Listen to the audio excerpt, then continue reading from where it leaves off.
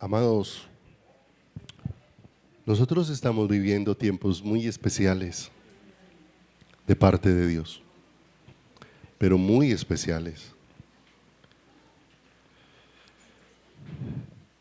Y que nuestro anhelo sea rogar al Señor, no dejes que perdamos todo lo que tú quieres manifestarnos en este tiempo. Olvidemos que la Escritura dice que tinieblas cubrirán la tierra. Y eso se está cumpliendo. Pero mis amados, mientras que el mundo cada día se va a hundir más en muerte, en destrucción, también cada día la salvación de Dios se va a hacer visible en el corazón de su pueblo, de una manera extraordinaria. Porque Dios va a hacer resplandecer el sol de justicia sobre nuestras vidas. Y el sol de justicia se llama Jesucristo. Y Dios está trayendo una luz maravillosa en este tiempo para todos nosotros acerca de quién es Jesucristo. Y es lo que Dios viene abriendo a través de su preciosa palabra. Gocémonos y alegrémonos y démosle gloria, porque han llegado las bodas de Él y su esposa se ha preparado. Los que llegan a las bodas del Cordero, ya hemos visto, ya no llegan para comer del Cordero, llegan porque ya comieron del Cordero. Y los que llegan a las bodas del Cordero ya tienen una vestidura, están vestidos de Él. No llegan a ser vestidos, ya llegan vestidos ¿de quién? De Él. Y cuando hablamos de estar vestidos de Él, no estamos hablando de la ropa que nosotros nos ponemos. No estamos hablando de un vestido natural. Estamos hablando de estar vestidos de la naturaleza divina. Estamos hablando de estar vestidos de la misma vida de Dios, de la que Él nos ha hecho partícipes.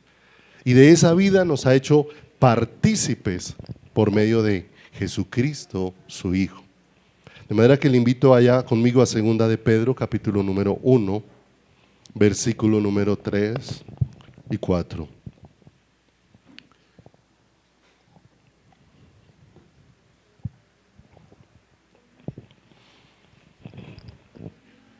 Antes de continuar con esto, quiero invitarlos a algo. Hace un tiempo, cuando Dios me permitió, 2 de Pedro, capítulo número 1, versos 3 y 4. Hace algún tiempo, cuando Dios me permitió estar estudiando en la universidad, hubo una mañana donde el profesor explicó un tema y el profesor lo explicó de manera tan sencilla y tan clara que a mí me pareció que con lo que el profesor había explicado era suficiente y que con eso yo ya había entendido lo que él había dicho. Por lo tanto, a la semana siguiente, a los 8 días, tenía una evaluación del tema que nos habían explicado, pero como el día que lo explicó, a mi parecer yo lo había entendido y me había parecido que el hecho de que él lo hubiera explicado tan fácil y tan sencillo, me pareció a mí que el tema era así de fácil y de sencillo, y el asunto es que cuando me evaluaron perdí el examen. Y perdí el examen porque necesariamente creí tener algo que no tenía. Y creí que por el solo hecho de haber escuchado algo, ya lo había entendido, ya lo había procesado y tenía la capacidad de expresarlo. Y cuando fui probado, definitivamente salió que no había entendido, aunque a mí me pareció. Y cuando nosotros escudriñamos la palabra, tantas veces nos pasa igual. Nosotros a veces somos tan simples en escudriñar las cosas de Dios porque nosotros creemos que si Dios hace posible que con su dirección una persona pueda exponer, cualquiera sea la persona que Dios disponga, con sencillez y con claridad, las cosas del corazón de Dios. El asunto es cuando nosotros creemos que el que Dios tenga un lenguaje tan sencillo signifique para nosotros que eso es superficial y no vayamos a la presencia de Dios para decirle: Señor, esto necesito que tú me lo enseñes, porque eso hace parte del nuevo pacto, donde dice la Escritura: y ninguno dirá a otro, conoce al Señor, porque cada uno le conocerá, porque cada uno será enseñado por Dios. ¿Qué? Por Dios mismo. Y nosotros necesitamos un mundo que no podemos producir nosotros. La revelación no la produce el hombre. La revelación solamente puede venir por el Espíritu de Dios manifestándose sobre la vida de una persona. Una persona acá te puede dar una explicación de algo, pero la revelación de esa explicación solamente te la puede dar Dios. Nadie más puede revelar. ¿Y sabe qué es lo que pasa? El problema es que cuando nos quedamos solo con la explicación, mi vida no cambia, mi vida no avanza, mi vida no crece. Por eso recibimos tanta información, por eso recibimos tantas enseñanzas, por eso creemos que sabemos tanto, pero en el fondo no hemos entendido nada, porque el único que da el entendimiento es Dios, y tengo que ir a Él. Y por eso se hace necesario que no me conforme. Yo necesito ir a preguntarle al Señor. Yo necesito, a veces tomamos tan a la ligera todo el proceso de Job. Job, después de todo lo que vivió, y leemos solo la conclusión donde dice: Job, ahora yo te preguntaré y tú me enseñarás. Job está en un proceso donde está entendiendo que necesita algo que él no puede producir y que solamente puede venir de la mano de Dios, y es revelación, porque la revelación de Dios transforma vidas. La revelación de Dios, la luz de Dios, la información de los hombres nos mantiene dando vueltas en nuestros propios conceptos, ¿cierto? Por eso nos quedamos en que no cambiamos, en que somos los mismos, en que persistimos en las mismas cosas. Después de tanto tiempo conservamos el mismo olor y conservamos el mismo sabor, y es evidencia de que hemos entendido muy poco de lo que nos ha sido, ¿qué?, provisto de parte de Dios. Cuando la luz de Dios alumbra el corazón, empieza a producir una libertad sobrenatural para que yo no camines en tu propia vida, sino en la vida que nos ha sido provista por Dios, que es la vida maravillosa y gloriosa de Jesucristo. Segunda de Pedro, capítulo número 1, versículo número 3 y 4, dice la Escritura: como todas las cosas que pertenecen a la vida y a la piedad nos han sido dadas por su divino poder, mediante el conocimiento de aquel que nos llamó por su gloria y excelencia, por medio de las cuales nos ha dado preciosas y grandísimas promesas, para que por ellas llegaseis a ser participantes de la naturaleza divina, habiendo huido de la corrupción que hay en el mundo a causa de la concupiscencia. De manera que el Señor nos deja ver que todo lo que Dios ha provisto a través de su palabra no ha sido provisto para bienes naturales, que es en lo que la mayor parte del tiempo nos hemos enfocado, porque cuando el hombre define a Dios se desenfoca del propósito de Dios. Por eso necesitamos que sea Dios mismo el que nos hable y que nos enseñe. Tantas veces hablamos de que la Escritura no es de interpretación privada, y aunque decimos esa porción, el único que puede interpretar su palabra es ¿quién? Dios mismo, y el único que nos puede revelar la vida de esa palabra. Pero nosotros la definimos desde los términos ¿qué? Desde los términos nuestros. Y aquí dice la Escritura que Dios nos ha dado preciosas y grandísimas promesas. O sea, todas las promesas de Dios tienen un único propósito: hacernos partícipes de la naturaleza divina. No tienen otro propósito. Los seres humanos con las ambiciones necias, donde dice ahí terminando la escritura, habiendo huido de la corrupción del mundo a causa de la concupiscencia. La concupiscencia son los deseos humanos. Los deseos nuestros son los que nos han llevado a mirar de manera diferente el propósito de Dios. A creer que lo que Dios quiere para nosotros es fama, reconocimiento, renombre y una cantidad de cosas. Y nos golpea mucho eso, cuando eso no es lo que vamos a recibir. Mis amados, hay algo mayor que la fama, hay algo mayor que las riquezas, hay algo mayor que cualquier tesoro sobre esta tierra. Y se llama Jesucristo. Y es el tesoro que Dios nos ha dado. Y nos ha hecho partícipes, es de la vida de su Hijo. Por medio de la vida de su Hijo es que hemos sido hechos partícipes de la vida de Dios. Única y exclusivamente, ¿por qué? Por ahí. Por eso no es por ser partícipes de una ceremonia, no es por ser partícipes de un culto, no es por ser partícipes de un ministerio, no es por ser partícipes de un servicio. Podemos hacer todas esas cosas y no haber participado aún todavía de la naturaleza divina en nuestro caminar. Evidencia de eso, nosotros a veces miramos con crueldad la vida de los fariseos. Cuando los vemos allá narrados y vemos cómo se sentaban en la cátedra de Moisés, cómo hacían tan visible sus ofrendas, sus oraciones, sus ayunos, y hacían todo este tipo de cosas tan visibles y tan celosos con tantas cosas, y cuando vino la vida misma estaban completamente ajenos ¿de quién? Ajenos de la vida. Porque ellos en su época se sentaron en el ceremonial, pero sus ojos estaban cegados y no estaban viendo lo que Jesús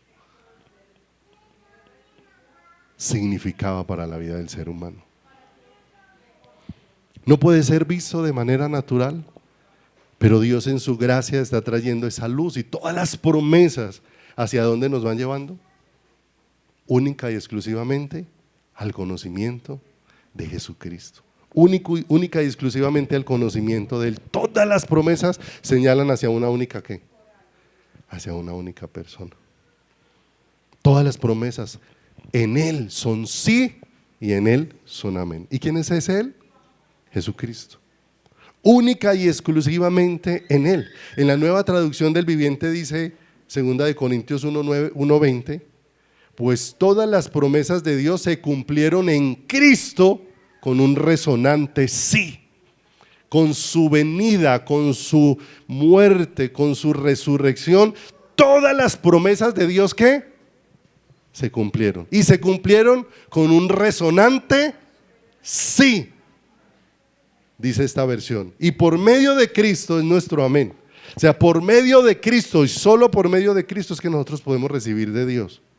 Y solo por medio de Cristo es que nosotros nos podemos expresar hacia Dios. No hay otra ¿qué? No hay otra forma. No hay intermediarios, mis amados. Por eso Dios nos está llevando a todos a una relación ¿qué? Directa y personal con Él. Porque nosotros seguimos insistiendo en los intermediarios. Gloria a Dios por cada persona que sirve al Señor. Pero todos hemos sido llamados a servirle al Señor. La Escritura dice que en el nuevo pacto todos somos reyes y ¿qué? Reyes y sacerdotes. Pero ese reyes y sacerdotes no significa a que tú tienes el gobierno. Significa es a un sacerdocio real, a un sacerdocio que le pertenece al rey. De manera que todos estamos a servicio ¿de quién? De Dios. Tal vez Dios por gracia hace que unos sean un poco más visibles en lo que Dios quiere enseñar porque les asigna un poco más ¿de qué? De responsabilidades. No más. Pero Dios se reservó única y exclusivamente, dice la Escritura, que solo hay un intermediario entre Dios y los hombres. ¿Cierto? De manera que no busquemos más intermediarios. Dios ha dispuesto un camino directo hacia Él, y el camino directo es por medio ¿de quién?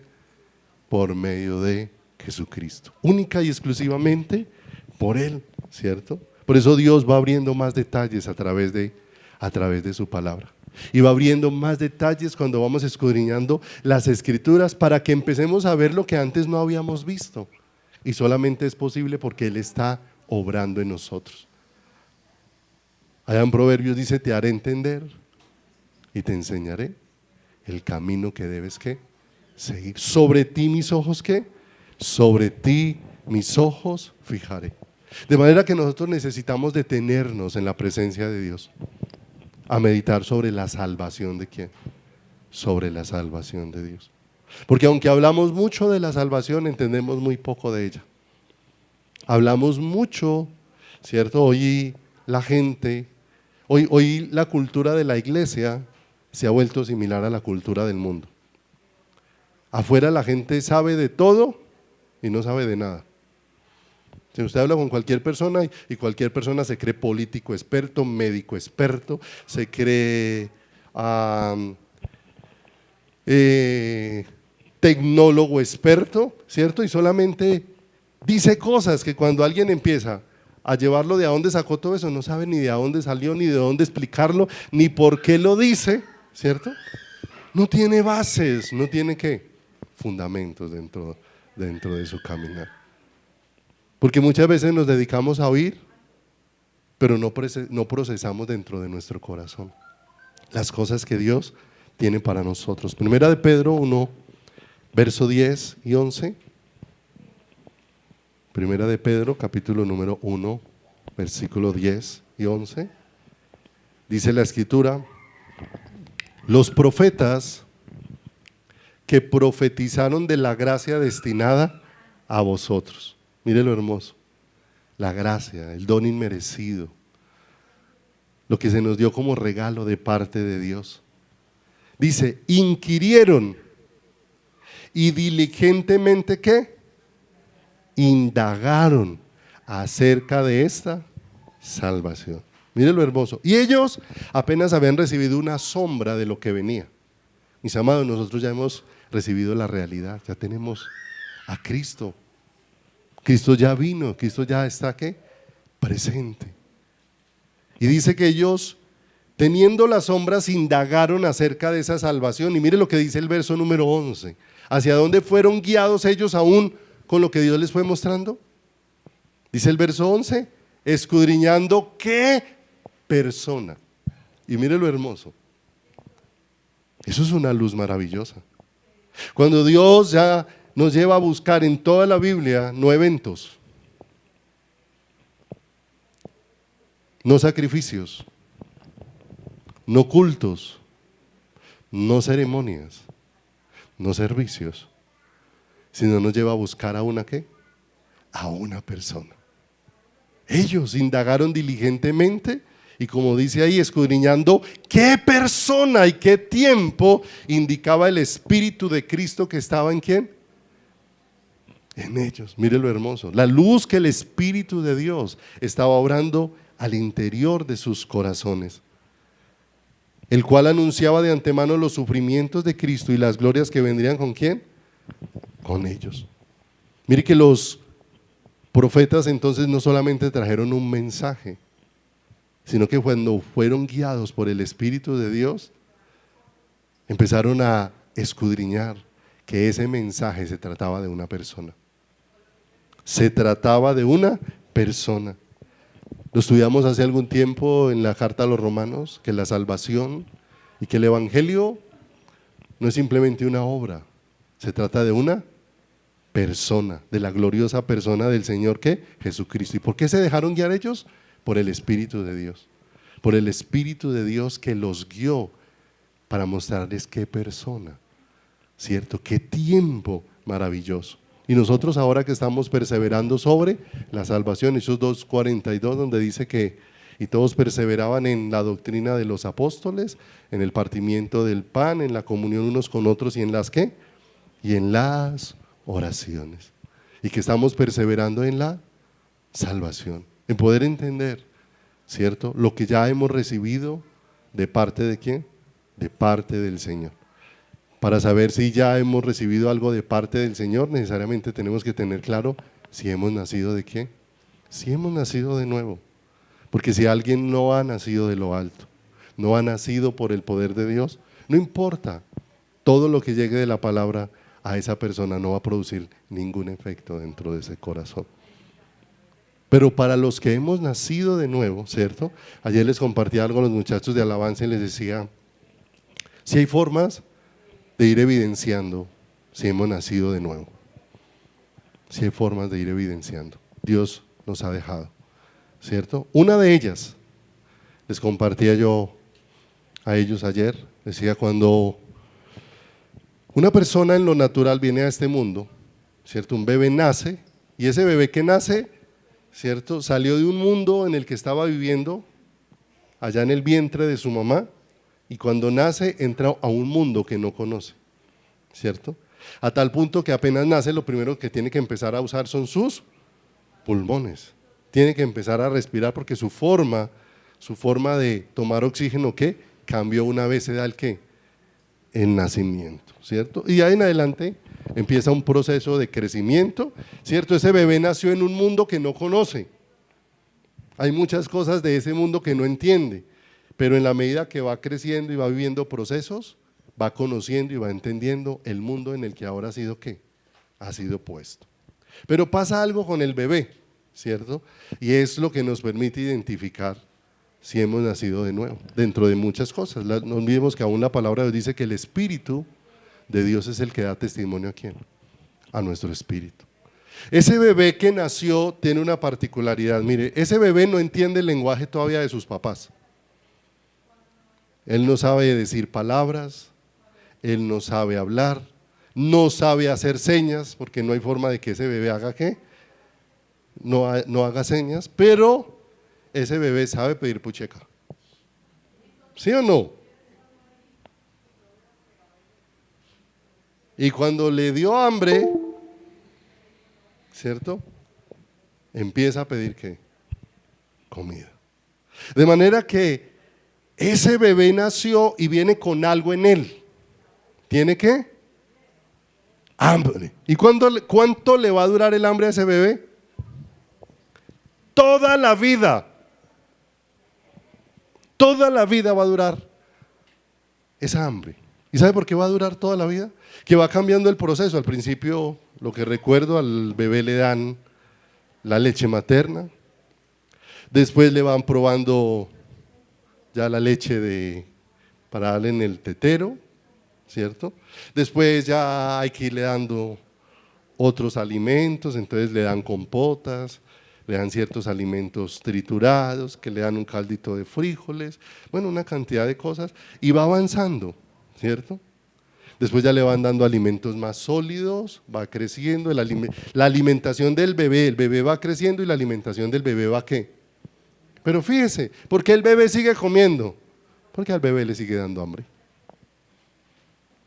Y sigue avanzando y llega un momento donde ese bebé ya ha empezado a comer sólido y donde ya se le empieza a enseñar a comer solito, ¿cierto? Ese bebé ya empieza a comer solito, ya es un niño que empieza a comer. Fíjese que al principio es un trabajo porque el niño que se le está enseñando a comer muchas veces es más lo que riega que lo que come. Pero está creciendo hasta que llega un momento donde aprendió a comer ¿qué? Solo. Y de ahí para allá todo el resto de años que Dios le dé sobre la tierra, ¿sí o no? ¿Cuántas veces le va a dar hambre? Toda la vida.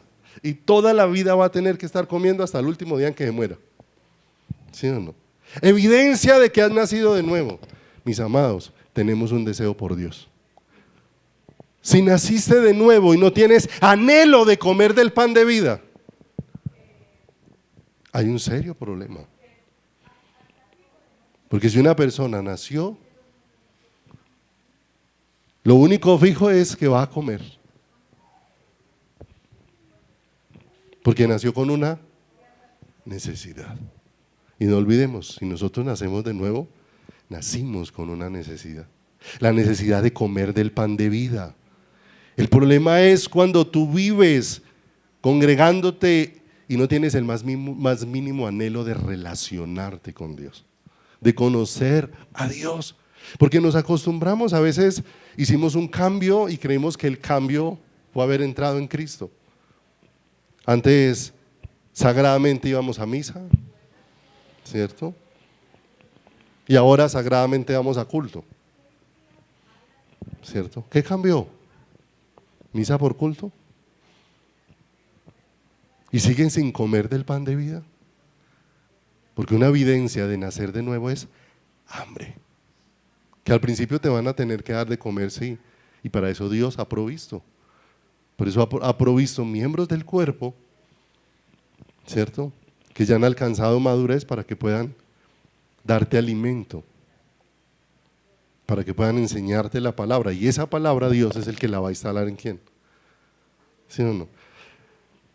Porque aunque alguien te dé el alimento, el que lo instala en el cuerpo no es el que te lo dio. Entonces una señal clara de que hemos nacido de nuevo es que hay ¿qué? Anhelo de Dios, ¿cierto? Y esto sí que he aprendido en todo este proceso de pastorear, ¿cierto? Yo viví un tiempo donde estaba muy desgastado hasta que el Señor empezó a enseñarme que ese no era el camino. Porque yo mantenía haciendo dos tareas a las que el Señor no me mandó. Una, atajando ovejas. Entonces, a ver, ¿cómo no las dejo salir del redil?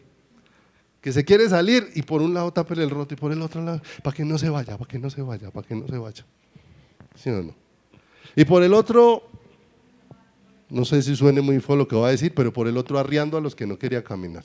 A ver si quieren caminar, a ver si quieren caminar, ¿cierto? Y finalmente no se veía fruto, hasta que entendí que la labor de pastorear no es arriar ni atajar. La labor de pastorear es ser instrumentos de Dios para enseñar con claridad a Cristo a los que tienen hambre en su corazón. Por eso la palabra de Dios dice que Él, cuando pastorea las ovejas, les provee lugares de delicados pastos y junto a aguas de reposo los que les va a dar el alimento que necesitan, ¿cierto? O sea, que pastorear no es estar atajando ni empujando, pastorear es estar dando alimento a los que tienen hambre de Cristo. Eso es pastorear y cambia toda y entonces ahí ya nos quejamos porque entonces el pastor ya no me llama, el pastor ya no me busca, es que el pastor me llamaba por la mañana, por la tarde y por la noche y ya no. Entonces ya no vuelvo a la iglesia porque el pastor no me llama. No. Es que lo que menos te debe interesar es que te llame el pastor, porque el pastor de pastores ya te llamó. Y esa es la voz que necesita ser oída. Mis ovejas oyen mi voz y yo las conozco y ¿qué? Y yo las conozco y me siguen. Y necesitamos experimentar eso dentro de nuestro corazón y dentro de nuestra vida. Efesios capítulo número 1.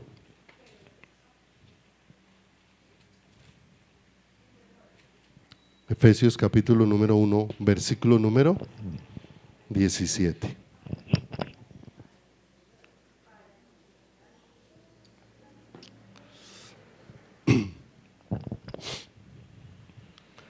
Efesios capítulo número 1, verso número 17. Una oración levantada por el apóstol Pablo, no solamente que tenía que ver con la iglesia de Éfeso, sino que tiene que ver con todo aquel que es creyente y con todo aquel que ha nacido de lo alto. Y dice el 17, para que el Dios de nuestro Señor Jesucristo, el Padre de gloria, os dé espíritu de sabiduría y de revelación en el conocimiento de ¿quién? En el conocimiento de Él. El que nació de nuevo necesita crecer en algo, en el conocimiento de Dios. Porque si no ha nacido de nuevo, pues no va a poder conocer nada. Nació de nuevo, pero como no conoce, necesita empezar ¿a qué? A conocer. Por eso la Escritura dice, y esta es la vida eterna, que te conozcan a ti, el único y verdadero Dios, y a Jesucristo, a quien has ¿qué? A quien has enviado.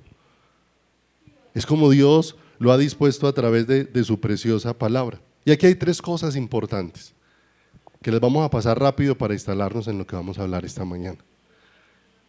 Tres cosas por las que oraban. No olvidemos que ya vimos la primera parte hace 15 días, ¿cierto? Porque en todos los primeros versículos de Efesios hay una riqueza impresionante de lo que Dios ha provisto y que necesitamos conocerlo para saber qué es lo que Dios quiere manifestar en cada una de nuestras vidas, ¿cierto? Que allá en el versículo número 1, en el 1:3, así rápidamente, estuvimos viendo de manera muy especial que en Él se ha provisto toda la riqueza espiritual para nuestras vidas, donde dice que toda bendición espiritual es espiritual en los lugares celestiales. ¿En quién? En Cristo. En Cristo es donde nos ha sido provista toda la riqueza espiritual que necesita nuestra vida. ¿Cómo estábamos sin Cristo? En bancarrota espiritual. ¿Cómo estábamos sin Cristo? Muertos. Pero ahora en Cristo nos ha sido provista toda la riqueza espiritual. Pero necesitamos que eso nos sea ¿qué? Revelado. Ahí mismo en el versículo siguiente nos deja ver que Dios nos escogió en Cristo para que seamos santos y sin mancha. Nos escogió en Él. Fuera de Cristo no es posible que nos veamos limpios. No es posible. Solamente en Cristo. Que solamente en Cristo somos hechos sus hijos, porque solo la vida de su Hijo es la que nos hace hijos a cada uno de nosotros. Entonces no somos hijos por haber hecho la oración de fe. No somos hijos por haber hecho la oración del pecador. Somos hijos porque Dios ha hecho un milagro en nuestra vida. A los que le recibieron, a los que creen en su nombre, les dio potestad de ser hechos hijos de Dios, los cuales nacen no por voluntad de carne, no por voluntad de sangre, no por voluntad de varón, sino por la voluntad de ¿quién? Por la voluntad de Dios, ¿cierto? Entonces mira, es un acto de Dios sobre la vida de un ser ¿qué? Sobre la vida de un ser humano, ¿cierto? ¿Cuándo se da ese suceso? Eso es un suceso entre Dios y ese ser ¿qué? Y ese ser humano, que Dios lo va a ir haciendo visible, ¿cierto? En algún momento en las iglesias se acostumbró a pasar la gente adelante, se hacía una oración por ellos, ¿sí o no? Y se les decía a ustedes, todos ustedes nacieron de nuevo, ¿cierto? Y entonces, ese ni nació de nuevo, e igual se iba a ir a revolcar al mismo mundo de siempre, porque tiene que ser un acto de ¿quién? Solo un acto de Dios cambia la vida de un ser ¿qué? Y en ese acto de Dios no interviene el ser humano. No olvide, por eso en la Biblia no hay cosalvadores. ¿En qué participó el pastor en la salvación de su alma? ¿En qué? En nada. Y eso lo tenemos que tener ¿qué? Claro, porque terminamos rindiéndole culto a los hombres que Dios ha utilizado para traernos luz de lo que nos ha dado, porque perdemos de vista que el Salvador es solamente Jesucristo. Solo hay un nombre bajo el cielo dado a los hombres en que podemos ser el nombre glorioso de Jesucristo. Nuestra completa aceptación solamente es en Cristo, somos aceptos en el amado. Todo eso es lo que venía hablando los primeros versículos de Efesios. En Él, en Cristo, hemos sido hechos partícipes de su gracia, redención por su sangre y perdón de pecados. También alcanzamos a ver allí en Efesios que Él es el único, Jesucristo es el único que une el cielo y la tierra. A Dios le plació reunir todas las cosas, tanto del cielo como de la tierra, ¿en quién? En Cristo, única y exclusivamente en Él. Por eso ahora Pablo está diciendo, necesitan revelación ¿de quién? Revelación de eso, porque si no vamos a seguir buscando en muchas cosas y en muchas direcciones y vamos a seguir extraviados en nuestro caminar. Dice ahí el versículo 18, alumbrando los ojos de vuestro entendimiento para que sepáis cuál es la esperanza a que Él nos saque, a la que Él nos ha llamado, ¿sí o no? ¿Y que cuál es la esperanza a la que Él nos ha llamado? Ya la hemos visto, Cristo en nosotros, ¿cierto? Ayer compartíamos más de esto con los muchachos de alabanza y les decía, eso suena así, pero eso es al revés. porque es más bien nosotros en Cristo, ¿cierto? Hemos sido puestos ¿en quién? Hemos sido puestos en Él. Cristo en nosotros, la esperanza ¿de quién? La esperanza de gloria. El misterio escondido por siglos que no podía ser visto de manera natural, a Dios le plació ¿qué? Revelarlo.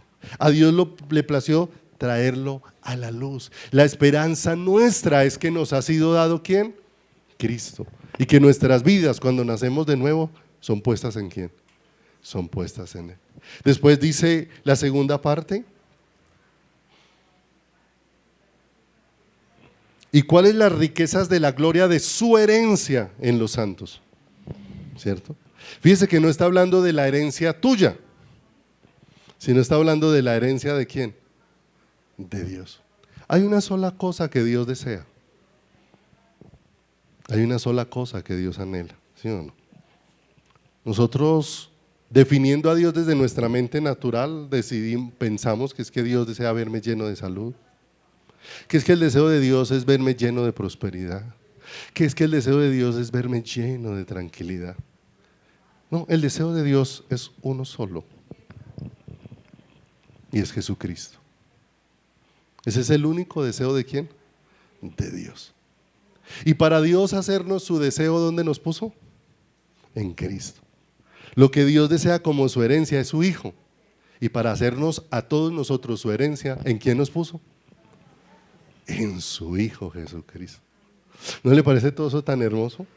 Que nosotros estamos buscando una cantidad de cosas y nos dejamos arrastrar por el mundo de afuera. El mundo de afuera puso su mirada en lo natural, en lo material. Y como en algún momento vino una revoltura, ¿cierto? Una revoltura donde todo el pensamiento de los hombres fue el que empezó a definir ¿a quién? A Dios, ¿cierto? Ahora cantamos una canción, la última canción, que decía: danos Dios un entendimiento vivo de Jesús, ¿cierto? Y ayer Camilo Mateus nos compartía la historia de esa canción, porque cuando Dios guió a esas personitas a componer esa canción, las llevó a componer esa canción para que fuera una oración elevada delante de Dios, pidiéndole al Señor: Señor, no queremos que más que los hombres nos sigan definiendo a Cristo, porque nos hemos extraviado. Cuando el hombre en todas sus formas, llámese evangélico, llámese católico, llámese mormón, llámese como se llame, ha definido equivocadamente a Cristo, y todos terminamos siguiendo la definición de los hombres y nos extraviamos de seguir la realidad del Cristo que tiene que ser revelado en el corazón. Por eso esa canción es tan hermosa. Danos Dios un entendimiento vivo de Jesús, de la riqueza de su gloria. Y no estamos hablando de cosas que satisfacen la carne, estamos hablando de las cosas que responden al anhelo y al deseo del corazón de Dios. Porque hasta ahora la iglesia se ha ido por un camino que la satisface a sí misma, que la llena a sí misma, que la complace a sí misma. Por ese camino, por eso por allá en Santiago dice que nosotros pedimos y no recibimos. Y pedimos y no recibimos porque pedimos mal, porque pedimos para gastar en nuestros ¿qué? En nuestros deleites, porque nosotros muchas veces lo que buscamos en Dios es lo que nos complace a nosotros. Por eso necesitamos la vida de Cristo, porque Cristo es el único que busca lo que complace a Dios. Y es un cambio bien tremendo, ¿cierto? En estos días que hemos compartido muchas cosas con los hermanos, y la Semana Santa que estuvimos 2 tardes acá estudiando, algo bien bonito, acerca de cómo no es atractivo para nosotros todo lo que implique renuncia para nuestras vidas, ¿cierto? Pero en el camino del Señor significa que si alguno quiere venir en pos de Él, ¿cierto? El que no renuncia a todo lo que posee, no puede ser ¿qué? Mi discípulo. Y es donde necesariamente todas las demás cosas tienen que desaparecer para que aparezca una sola en el corazón. ¿Y eso es qué? La gloriosa vida de Cristo. Oseas capítulo número 4, en el versículo número... bueno, terminemos ahí este pedacito. Íbamos en cuáles las riquezas de su herencia. ¿La herencia de quién? De Dios. ¿Sí o no? Lo primero, alumbrando los ojos del entendimiento para que conozcamos cuál es la esperanza a la que nos ha llamado. ¿Cuál es la esperanza? Cristo en nosotros. Lo único que Dios quiere es ¿a quién? A Cristo. Y eso sí que ha sido bonito y ha confrontado a todos nosotros en el grupo de alabanza. Porque cada vez Dios nos está haciendo más claro: Dios no quiero tu música, Dios no quiero tu instrumento, yo no quiero tu talento, yo no quiero tu habilidad, yo quiero la vida de mi hijo en ti. Es lo único que Dios quiere. Y es un regalo, porque finalmente eso nos va a llevar a la realidad de la vida en nuestro caminar. Yo alguna vez no entendía con claridad porque el Señor en algún momento del Antiguo Testamento miró al pueblo y le dijo: no quiero sus sacrificios. Y era como raro, si Él los mandó, ¿por qué no los quiere? No quiero sus salmodias, ¿cierto? Estoy cansado de lo que me ofrecen. Porque ciertamente ellos se quedaron fue en eso y no vieron lo que el Señor quería mostrarles detrás de quién, detrás de eso. Porque el Señor todo el tiempo lo que ha hecho es manifestar la vida de su Hijo. Muchas de las cosas que vimos ayer me las ha traído Dios a memoria hoy para compartirlas. Porque como nosotros pensamos en la Biblia y vemos los hombres de Dios, es como superhombres. Y no hombres que se rindieron completamente y dejaron sus intentos de ser ellos para que Dios fuera en ellos. Y entonces nosotros vemos a Abraham llegando al monte Moriah. Y el Señor una mañana le dice a Abraham: Abraham, sube al monte y sacrifícame ¿a quién? A tu hijo. ¿A tu único? ¿A quién qué? ¿A quién nada más? ¿Sí o no? Para los que tienen hijos, ¿qué pasaría si Dios te dijera eso esta mañana? ¿Cierto? ¿Qué pasaría si Dios te dijera eso esta mañana? Con toda seguridad, cada uno de nosotros va a responder lo mismo que Abraham: Señor, yo no soy capaz. No soy capaz. Responderíamos lo mismo de Abraham, porque es que como nos dedicamos a ver al hombre, creímos que fue Abraham el que fue capaz de llegar hasta el monte Moriah y sacrificar a su hijo. No, mis amados, el hombre no es capaz de nada frente a Dios. El hombre escasamente, con el mayor de sus esfuerzos, lo que ofrece son migajas, con el mayor de sus esfuerzos. De manera que Abraham ha vivido un proceso, y un proceso donde Dios ha estado quebrantando el corazón de Abraham. Porque Dios le dice a Abraham: te voy a dar un hijo. De primera imagen, Abraham tenía en mente a un damaseno llamado Eliezer. Después cambió de dirección y ahora tiene la mirada en su sobrino Lot, hasta que su sobrino Lot se le volvió un problema y les tocó partir cobija. Cogió Lot para un lado y él para quién. Siguió insistiendo Abraham en sus fuerzas. Tuvo una relación con Agar y tuvo un hijo llamado Ismael. Y con los ojos puestos ahí en Ismael. Eso sí es lo que es capaz de hacer el hombre: embarrarla, embarrarla, embarrarla y embarrarla. ¿Sí o no? Si quieres saber de qué eres capaz y quieres saber de qué es capaz este pastor, de eso. De eso somos capaces tú y yo. De lo que no somos capaces es de hacer la voluntad de Dios. De eso no somos capaces. Hasta que Abraham se vuelve ancianito, 99, 100 años. Y de pronto llega una visita de Jesús con 2 ángeles allá a la carpa de de Abraham. Y viene a darle una noticia: Abraham, según el tiempo de la vida vas a tener un hijo, o sea, en 9 meses vas a estar, ¿qué? ¿Cierto? La Biblia narra de que hubo risa de parte de Sara, pero también hubo risa de parte de Abraham. Yo pensaba esta semana que, ¿qué sería la risa de Abraham? Porque yo creo que la risa de Abraham es la de que muchas veces nos puede llegar a nosotros a suceder en muchas ocasiones. Cuando somos molidos, y Abraham llega al momento donde dice: me di cuenta cómo funciona. No soy yo, es Él.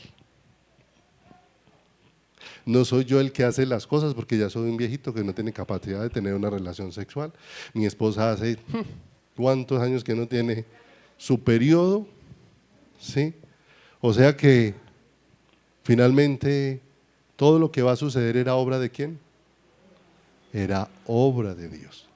Todo el proceso fue llevando a Abraham en un desgaste hasta que Abraham está completamente ¿qué?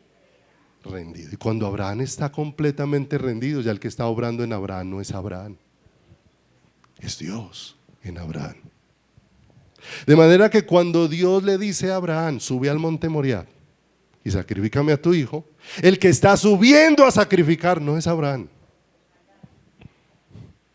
es Cristo en Abraham. Porque el único que no le niega nada al Padre es Jesús. De manera que allá estaba subiendo un hombre que estaba expresando era la vida de Jesús. No era el Abraham, no era Abraham en sus fuerzas, porque en nuestras fuerzas no podemos nada. ¿Cuántos intentos de cambio? ¿Sí o no? Intentamos cambiar una semana y a la semana estamos más ofendidos que antes de empezar a cambiar. Y con más reclamos, más señalamientos y más pereque en nuestro corazón. ¿Cierto? Cuando Dios está esperando es que cada día nosotros caigamos ser rendidos ¿a quién? A los pies del Señor. Señor, ya no puedo más. Y muchas veces estas cosas humillan el corazón, pero son de gran bendición para la manifestación de la vida de Dios sobre cada uno de nosotros. Alguna vez les compartí, para los que no lo han escuchado, otros ya lo han escuchado, ¿cierto?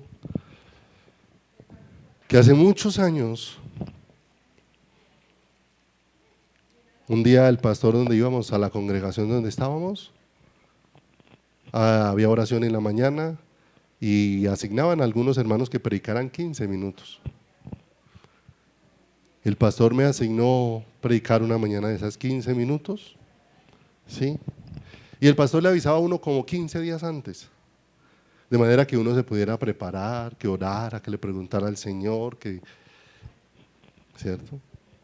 8 días antes el pastor me preguntó, él me decía: Cecitar, ¿cómo va? Ese día le dije: pastor, tengo una bomba. Eso voy a necesitar es un culto y de domingo, que me deje predicar es un culto y de domingo. ¿Sí?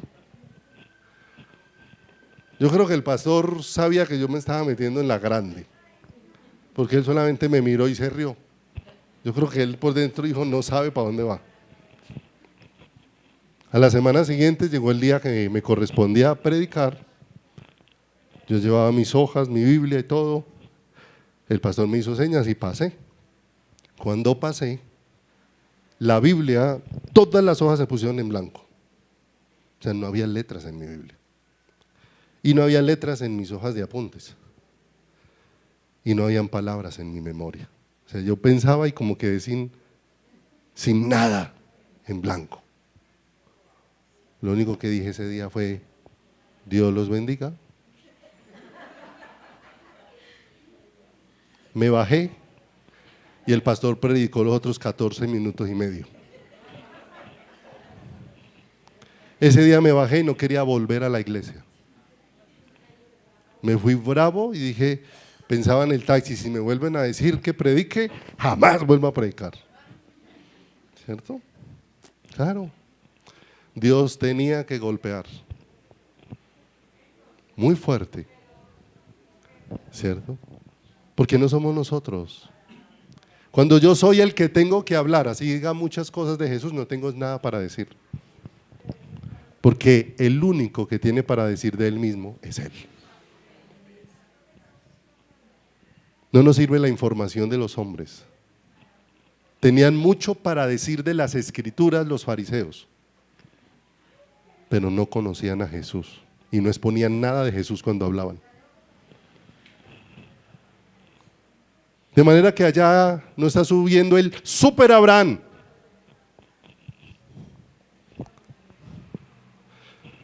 Si le preguntáramos a Abraham, diría: yo subí al monte Moriah con las fuerzas de Dios.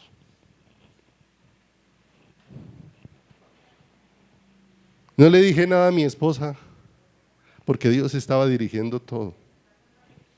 Dejé los siervos allá abajo por orden de Dios. Todo lo estaba haciendo ¿quién? Lo estaba haciendo Dios. Entonces no era el super Abraham, era Dios obrando a través de un hombre. Porque el único que hace completamente la voluntad del Padre es ¿quién? El Hijo. El Hijo ya había en el monte Moriah adelantado un poquito la oración de Getsemaní. Que no sea lo que yo quiero, sino lo que sea tu perfecta. ¿Qué? ¿Se da cuenta que nosotros en nuestras fuerzas no vamos a sacrificar nada, no vamos a entregar nada, no vamos a hacer la voluntad de Dios en nada? Y a eso nos hemos dedicado. Haga, haga, haga, haga. Y en ese haga, haga, haga no hemos hecho es nada sino embarrarla. No hemos hecho. Pero qué hermoso como Dios nos va trayendo la luz de su palabra, porque lo siguiente que dice ahí ese Efesios, en el verso 19, es cuál la supereminente grandeza de su poder para con nosotros los que creemos según la operación del poder de su fuerza, la cual operó en Jesucristo levantándole ¿de quién? De los muertos. De manera que Dios nos ha provisto su Espíritu, y su Espíritu es el único poder provisto por Dios para que la vida de Cristo se manifieste en nosotros. No hay otro. Solo el poder ¿de quién? El poder de su Espíritu. De manera que cada vez que uno va viendo en la Biblia no ve superhombres, fue hombres rendidos completamente, ¿cierto? Cuando Pablo dice: ¡ay de mí! Miserable de mí, ¿quién me librará de este cuerpo de muerte? Él está reconociendo: lo que quiero hacer no lo hago, no soy capaz, no tengo la capacidad, pero gloria a Dios por Jesucristo, que Jesucristo es el que puede hacer posible todo lo que el Padre espera de nuestras vidas. Por eso Jesucristo es el tesoro que Dios está trayendo con tanta luz a nuestras vidas y a nuestros ¿qué? Y a nuestros corazones. Ahora sí vaya a Oseas capítulo 4, versículo número 6. Oseas capítulo número 4, versículo número 6.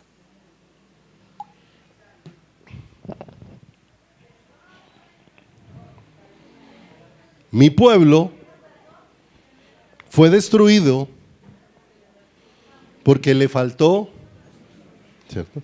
No olvide, estamos hablando en el mundo de la revelación. No estamos hablando en el mundo de la información bíblica, ¿cierto? Mi pueblo fue destruido porque le faltó conocimiento. Por cuanto desechaste el conocimiento, yo te echaré del sacerdocio, y porque olvidaste la ley de tu Dios, yo también me olvidaré ¿de quién? De tus hijos. En todo ese contexto de Oseas, ¿cierto? Está hablando es del conocimiento ¿de quién? De Dios. Se está refiriendo al conocimiento del Señor. Porque es tan importante que en este tiempo Dios derribe las estructuras que hemos traído.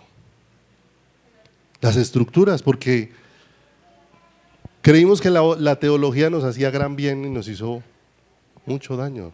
La teología se convirtió en la forma en cómo nosotros definimos a Dios. Las doctrinas se volvieron la forma en cómo nosotros definimos a quién, y en esas doctrinas nos extraviamos.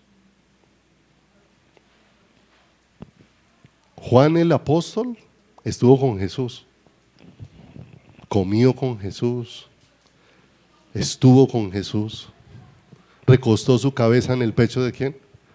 De Jesús. Y en Apocalipsis, cuando Jesús se le revela, él está en un asombro de que el Jesús que le está siendo revelado no lo conocía. Sus ojos como llamas de fuego, sus vestidos resplandecientes. Y dice, apenas lo vi, caí como muerto. Cuando vino una luz de quién era Cristo, no definido por los hombres, sino por Cristo mismo, el hombre tuvo que caer quebrantado completamente a los pies del Señor. Cuando Jesús se reveló a Pablo, aquella luz resplandeció sobre Pablo aquel día que iba camino de Damasco, ¿cierto? Faltó solo ese resplandor de un segundo para que Pablo cayera de rodillas diciendo, Señor, ¿qué quieres que haga? ¿Se da cuenta de la diferencia que hace entre años de letra y un momento de revelación? Años de letra hace que usted está pensando lo que no es capaz de hacer, la voluntad de Dios. Pero un momento de revelación es el que empieza a alumbrar tu corazón para saber que no lo haces tú, lo hace Cristo en ti. Es Cristo el que lo hace ¿en quién?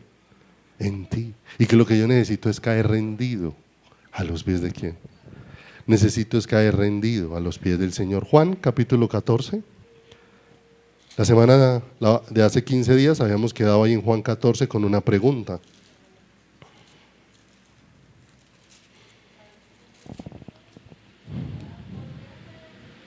Con una pregunta que está ahí en el versículo número 9, Juan, capítulo número 14, en el versículo número 9. Mira lo hermoso. Y yo creo que esa pregunta termina con el nombre de una persona. ¿Ya la leyó ahí? ¿Cómo se llama ese discípulo ahí? Felipe, ¿cierto? Pero yo creo que ese Felipe tendría que ponerse ahí el nombre de cada uno de nosotros. Porque el Señor le dice en el verso número 9, Jesús le dijo, tanto tiempo hace que estoy con vosotros y no me has conocido, César. Y qué tremendo, ¿cierto? Qué tremendo. Todo el suceso de este capítulo número 14 es bien especial, porque todo está preparado para Jesús darle a conocer a sus discípulos cosas que ellos no pueden conocer por sus propios ¿qué? Por sus propios medios. Él les está anunciando su propia partida y de antemano Él sabe lo que va a acontecer en sus corazones, pero Él les dice, no se turbe vuestro corazón ni tenga miedo. En la casa de mi Padre muchas moradas, ¿qué? Si así no fuere, yo lo hubiera dicho, pero me iré a preparar lugar para vosotros y después volveré y los tomaré a mí mismo para que donde yo esté vosotros también, ¿qué? ¿Hacia dónde iba Jesús? ¿Hacia dónde? Hacia el Padre, ¿cierto? Y en medio de esa charla hay uno que está ahí viendo, pero no viendo, oyendo, pero no oyendo. Ya Jesús ha dicho con claridad para dónde va, para donde el Padre. Y Jesús les dice, y vosotros sabéis el camino. Y aparece Tomás y le dice, si no sabemos a dónde vas, mucho menos sabemos el camino. ¿Cierto? ¿Estaba percibiendo Tomás en ese momento algo de lo que Jesús estaba diciendo? ¿Recuerda algo que le pasó a los discípulos que iban camino de Emaús? Eran discípulos de Jesús. Y tienen dos características. Uno, conocen las Escrituras. Conocer las Escrituras no es garantía de conocer a Jesús. ¿Estamos claros? Porque si las escrituras no me son abiertas por Jesús, no voy a ver lo que las escrituras me señalan. Vosotros buscáis la vida eterna, y es lo que buscan en las escrituras, y ellas dan testimonio de mí. ¿No quieren venir a quién? Y no quieren venir a mí. Y el Señor va hablando con ellos tienen el testimonio de las escrituras, pero aparte de eso van narrando los hechos, que no se los contaron, sino que los vieron. De Jesús Nazareno, que esperábamos que era el que había de libertar a... ¿Cierto? Ellos van como tan enceguecidos en su corazón que hasta ni la noticia de la resurrección les movió el piso.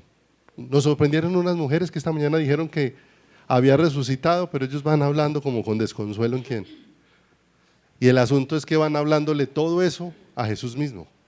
Pero la escritura dice que sus ojos estaban velados. Y hay algo bien tremendo. El único que puede quitar el velo es Jesús.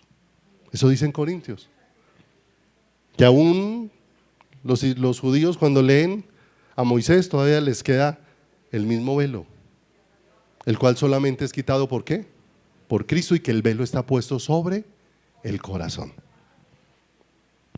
De manera que más adelante Él se detiene y les abrió las escrituras.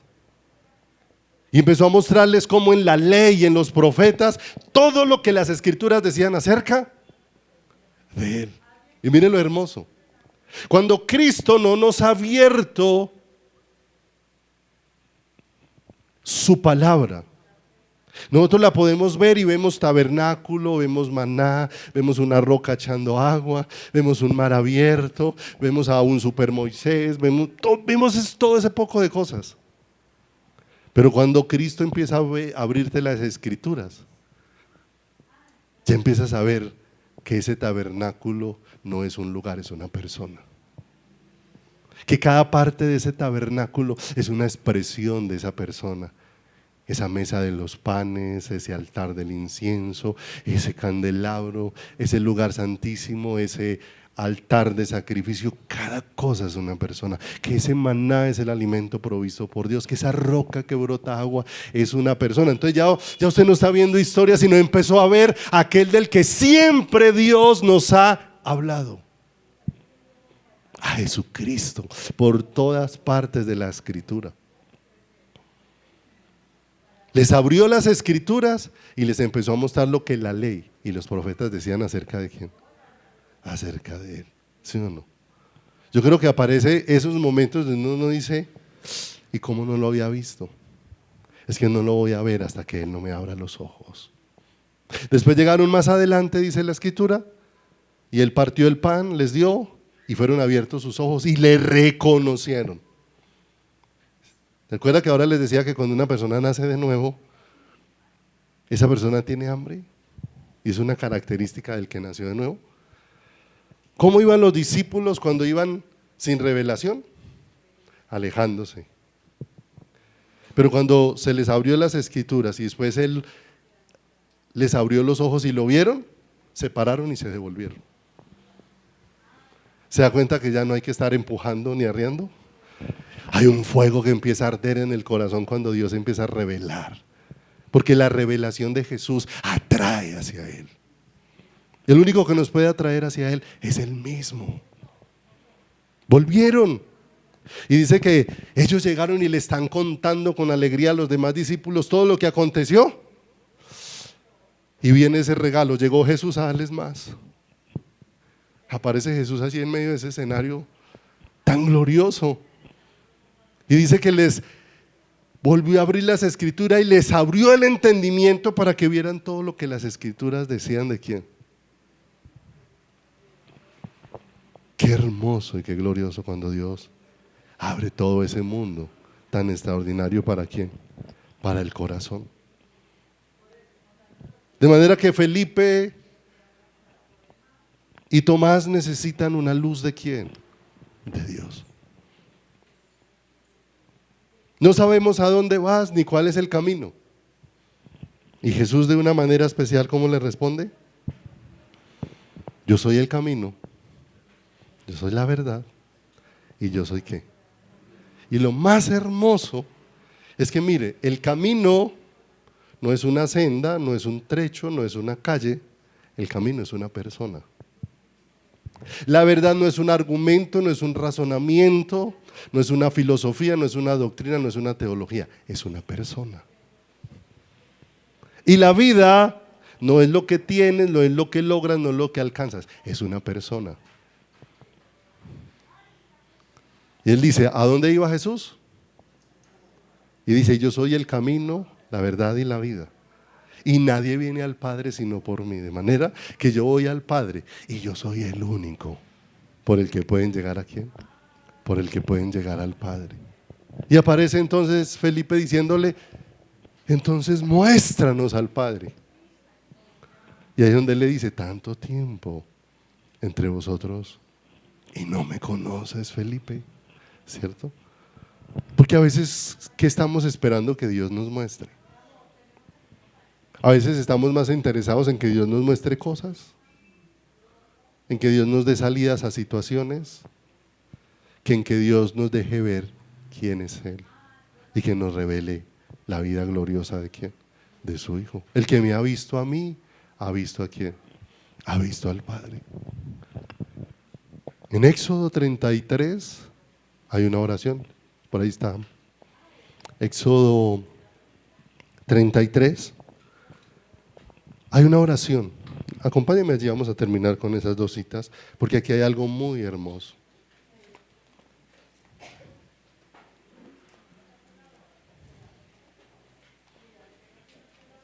Éxodo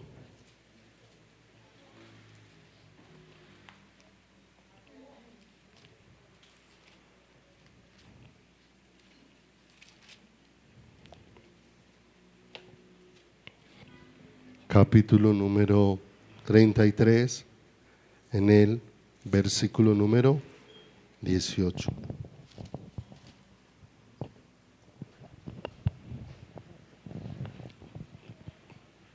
Hay una oración y una petición de Moisés. No olvidemos, esto lo hemos explicado en otras veces, pero hoy vamos a ver un poquito más rápidamente. Moisés le está pidiendo al Señor que le deje ver ¿qué? Su gloria. Y no olvidemos, su gloria no son milagros, no son señales, no son prodigios. Si has visto todas estas cosas, has visto obras de Dios. Eso no significa haber visto a Dios. Moisés había visto el mar abrirse, Moisés ha visto maná descender del cielo, ha visto el agua, la roca hacer brotar agua, la nube. Pero después de tantas cosas que ha visto, Moisés le está diciendo al Señor, muéstrame ¿qué? Tu gloria. Y el verso 19 dice, y le respondió, yo haré pasar todo mi bien delante de tu rostro y proclamaré el nombre de Jehová delante de ti y tendré misericordia del que tendré misericordia y seré clemente para con el que seré ¿qué? Clemente. Dijo más, no podrás ver mi rostro porque no me verá hombre y ¿qué? Y vivirá. ¿Cierto? Vas pasando ahí al capítulo número 34, verso 6. Y acontece algo bien especial. El Señor preparó una roca, una peña, donde le dijo a Moisés que se escondiera. Él pasaría. ¿Qué no podría ver Moisés? El rostro de Dios. Verás mis espaldas. Pero mire lo que dice el 34:6. Y pasando Jehová por delante de él, proclamó: Jehová, Jehová fuerte, misericordioso y piadoso, tardo para la ira y grande en misericordia y verdad, que guarda misericordia a millares, que perdona la iniquidad, la rebelión y el pecado, y que de ningún modo tendrá por inocente al malvado, que visita la iniquidad de los padres sobre los hijos y sobre los hijos de los hijos hasta la tercera y cuarta generación. ¿Quién está proclamando esas cosas? Jesús. Va a pasar el Padre y Jesús, porque solamente el Padre conoce al Hijo y solamente el Hijo conoce al Padre y al que éste lo quiera que De manera que el que estaba dando a conocer todo eso del carácter del Padre era ¿quién? Era el Hijo. Pero ¿qué no podía ver Moisés? El rostro. ¿Y sabe cómo solucionó eso el Señor? Enviando a su Hijo. ¿Sabe para qué envió a su Hijo? Para que nosotros podamos ver su rostro. ¿Y dónde nos hizo ver toda la bondad? Porque haré pasar todo mi bien sobre ti. Dios nos hizo ver todo su bien a través de la gloriosa persona del Señor Jesucristo en la cruz del Calvario. El Hijo, el único ser que se ha rendido completamente al Padre en la cruz del Calvario. ¿Y dónde nos puso Dios? En Él. Y nos puso en Él para que por Él nosotros podamos ver su rostro de una manera sobrenatural. El gran tesoro de la iglesia se llama Jesucristo. Por eso no se trata de tesoros terrenales. Gloria a Dios si te añade todo lo que te añada, pero la añadidura no añade revelación. Pero la revelación produce una profunda transformación, porque la revelación nos lleva al final de nuestras fuerzas y al comienzo de la manifestación del poder de Dios sobre nuestras vidas. Cristo en nosotros, la esperanza de gloria. Vamos a orar.